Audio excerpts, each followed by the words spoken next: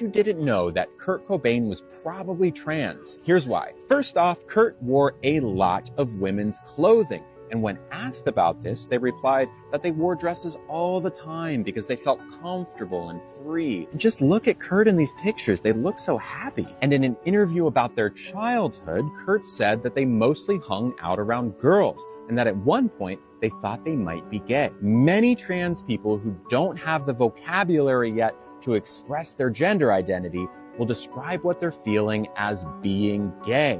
That's exactly what I did in middle school. Kurt is also quoted as saying that they identify more with the feminine than with the masculine. This is clear proof that Kurt did not identify with the gender they were assigned at birth. And the most convincing evidence that Kurt was trans was in an early version of Nirvana's All Apologies lyrics, where Kurt wrote, "Let me grow some." That is clear-cut gender dysphoria. And of course, Kurt will never be able to tell us themselves, but the evidence makes it pretty obvious they were trans. That might be why Kurt's no longer with us. Maybe Kurt knew that we weren't ready. I bet you didn't know. I'm Carrie the One, and here's your quick math tip for the day. You know what's a pain? Subtracting from 10, because you're going to have to borrow.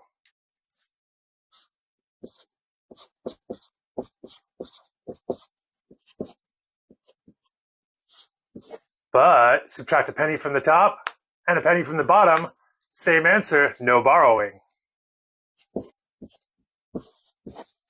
Piece of cake, right? Thanks for watching. I want a penis. No, but I do like having a vagina. Please give me a flat chest. Can I just cut off my tits? But my tits are so nice. I am a man. But being a woman, though... Maybe I'm non-binary. No, that's not it. Because the definition of non-binary means you don't fit into the binary. And I am definitely a man, a woman. I am both simultaneously at the same time. But at the same time, if I had the choice to choose any gender, I would be a man. If I could just go back into the womb with a Y chromosome and start all over, wouldn't that be great? But I make such a good woman. Like, a really good woman too. What if I'm neither? What if I'm neither and everything and nothing all at the same time? What if I am the supreme human being? But I'm nothing. Really. I'm not really a human. But at the same time, that's all I am. I am just a human being, regardless of gender. I feel like if I wake up one day with a man's body, that would be fucking great. But also, would I want to be that forever? I don't know.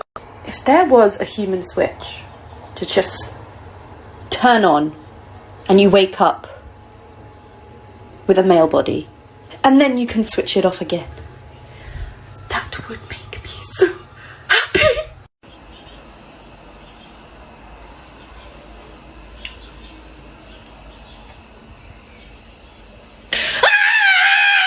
It's my favorite day of the school year. Every year, right around MLK Day, either the Friday before or the Friday after, my high school hosts an entire day of learning and service. So just to be clear, we give them MLK Day off, then we have another day where instead of classes, we have like a whole day of learning. Let me show you.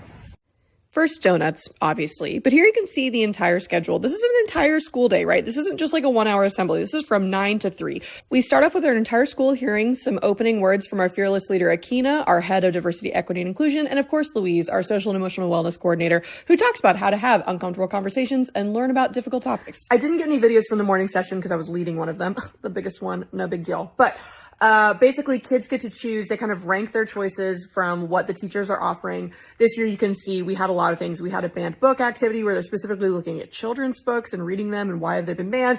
I talked about banned history and conversations around like the teaching of US history. There's a lot of stuff in there, right, that you can see. But after we have those small group sessions, we brainstorm questions for our panelists and then we come back. Then we hear from a panel of amazing community leaders and activists and educators. Pause if you want to see the list of people that we got this year. It was incredible. And it's always amazing to me to see the students that want to stick around at the end and have one-on-one conversations. So wonderful. Then after lunch, obviously, we're giving them breaks, right? After lunch, we break out into our afternoon activities, and we normally try to make these, whereas the morning is focused on learning and educating ourselves, we want the afternoon to be about action. So that might be creating protest music, right? Some of our music kids like go in and they learn about different protest music. Sometimes they write their own. That might be learning about protest literature. That might be, making activist posters, that might be going out into the community. So one of our groups just went and they visited like Black owned businesses. They went and had lunch at this amazing Ethiopian restaurant in Austin and then visited our Black owned bookstore. I took students on the Black Austin walking tour. It was incredible. Everyone say hi, history. Anyway, it's just an amazing day. It's one of my favorite days of the school year, and it's something that I think our school does really well and I'm really proud of. And so I wanted to share with more people. If you're curious, this day is planned and organized by DEC, our Diversity and Equity Council, which is a student-run organization, but it's under the leadership of Akina, our amazing diversity, equity, and inclusion coordinator. And so I highly recommend that you take this to your school and see, like, I don't know, next year for MLK Day, are you just going to have the day off? I love having the day off. But like, what else are you doing to honor his memory?